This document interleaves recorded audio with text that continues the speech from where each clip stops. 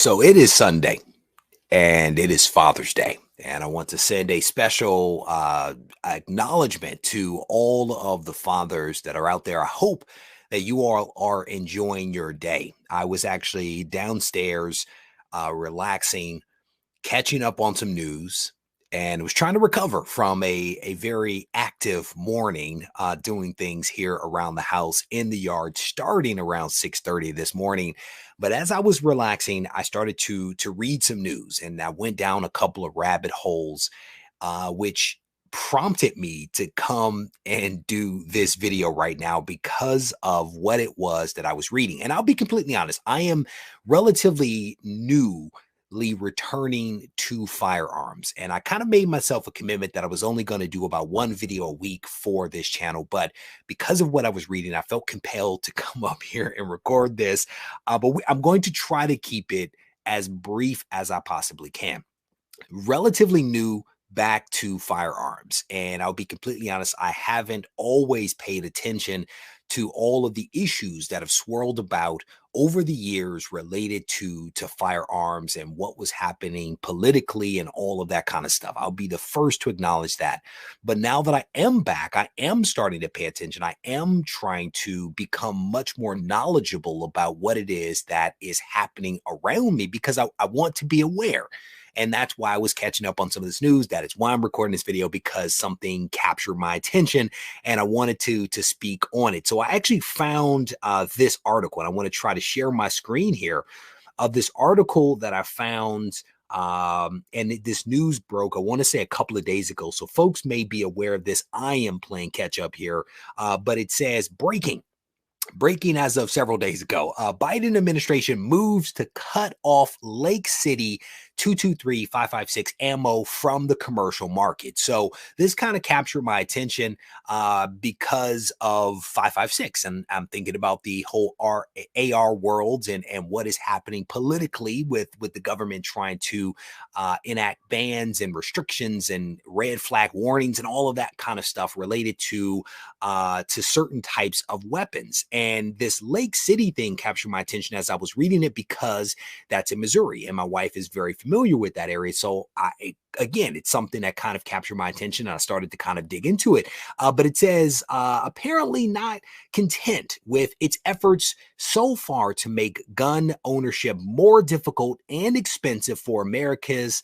100 million firearms owner. A source tells this website that the Biden administration is taking steps to reduce the availability of 223-556 ammunition available to the average shooter.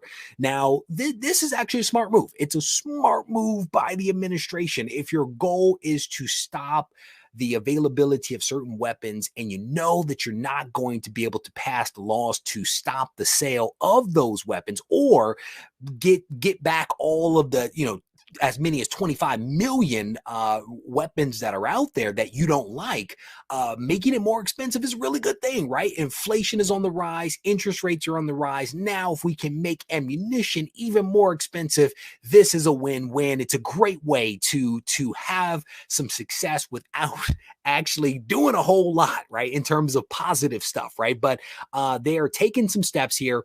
And it says a person knowledgeable with the situation tells us that they are more than just considering the move. Winchester, which operates the U.S. Army's Lake City ammunition plant, has been informed that it may no longer sell M855 and SS109 ammunition produced in excess. So again, what happens here is that this contractor, a military contractor, Winchester, operates this ammunition plant, and they make the ammunition for the government, and the surplus is actually sold to the civilian market. And it kind of highlights here why this is important. It's important because as much as 30% of the commercial market's sale volume of this ammunition is produced by this manufacturing plant. So if you want to take guns essentially out of the market, one way to do that is to make the ammunition much more